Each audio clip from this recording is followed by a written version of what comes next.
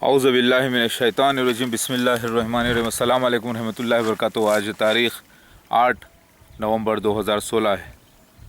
दुनिया में कोई ऐसी चीज़ नहीं है, कोई ऐसा इल्म नहीं है जिसका इल्म अल्लाह को नहीं है, और हर इल्म अल्लाह की तरफ से है। कुछ इल्म का गलत इस्तेमाल शयातीन करते हैं, जो कि इंसानों में से भी है, जिन्नात में से भी है। कुछ इल्म का इस्तेमाल अल्लाह के इंसान भी करते हैं, गलत और सही। सारा इल्म अल्लाह की तरफ से है।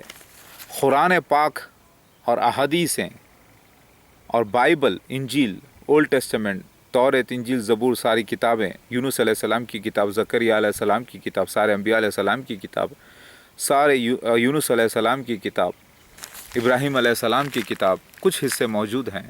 नूह अलैहिस्सलाम की किताब, नूह अलैहिस्सलाम के किस्से, क़िस्सतुल अंबिया, कई ऐसी बातें हैं जो कुरान हदीस से मैच करती हैं और कुरान हदीस तायद करती है पिछली किताबों की। हिंदुज़म की किताब वेद पुराण, कुरान, वेद पुराण, बाइबल, ये सारी बातें जो बयान करती थी क़ुर्ब क़यामत की, वो आज पूरी हुई हैं। तो मसीह दज्जाल, जिसे एंटी क्राइस्ट नंबर 6 कहते हैं, मिर्ज़ा ग़ुलाम अहमद क़ादियानी और उसके खलीफा साबित हुए हैं। और दाबतुलर्स, जो एक मिस्टीरियस पर जानवर था, वो साबित हुआ है पीकॉक मोर, ताऊस, कुरान हदीस से 100%।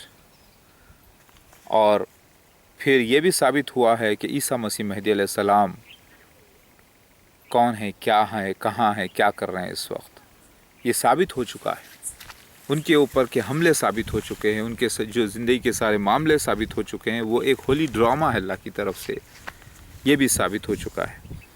अब मैं उलमाए दीन से पूछता हूँ, सारे मुसलमानों से पूछता हूँ कि कुरान हदीस से मसीह दज्जाल साबित हुआ है, पूरी वेद पुराण से, बाइबल से मसीह दज्जाल साबित हुआ है, ईसा मसीह महदी अलैहिस्सलाम साबित हुए हैं, और दाबतुलर्स पीकॉक साबित हुआ है कुरान हदीस सारी किताबों से।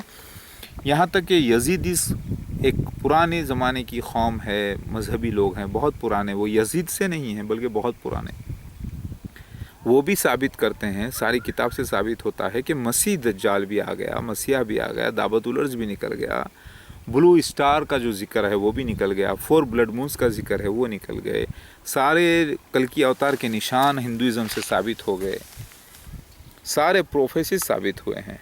तो क्या मुसलमान अपनी जहालत की वजह से, अपनी शरारत की वजह से, उलमाए दीन के मसरूफियात की वजह से, कम अक्ली की वजह से, जज्बाती होने की वजह से, और बिना सोचे समझे कोई भी फ़ैसला करने की वजह से, क्या वो कुरान हदीस को इनकार कर सकते हैं? कुरान हदीस, बाइबल, पुराण, वेद, कुरान को, सारी बातों को क्या वो हरा सकते हैं किसी भी इल्म से? मैं आपसे सवाल कर रहा हूँ। कभी भी नहीं हरा सकते आप, और आप कभी ये साबित ही नहीं कर सकते, कभी भी नहीं कर सकते, क़यामत के दिन भी नहीं कर सकते अगर अल्लाह ताला मौका दे दे, और क़यामत के बाद हशर के मैदान में भी आप साबित नहीं कर सकते अगर अल्लाह आपको मौका दे दे कि मसीह दज्जाल मिर्ज़ा ग़ुलाम अहमद क़ादियानी उसके जमात है, उसके खलीफा नहीं है।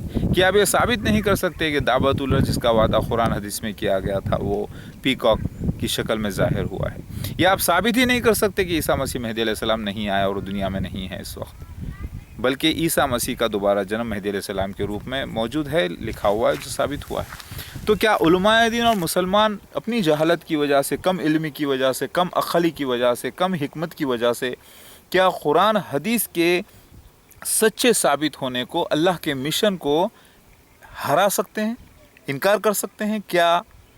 तो किसी का कुछ नहीं जाएगा, जहन्नुम में इनकार करने वाले मुनकिर जाएंगे। मेरी बात समझ में आ गई?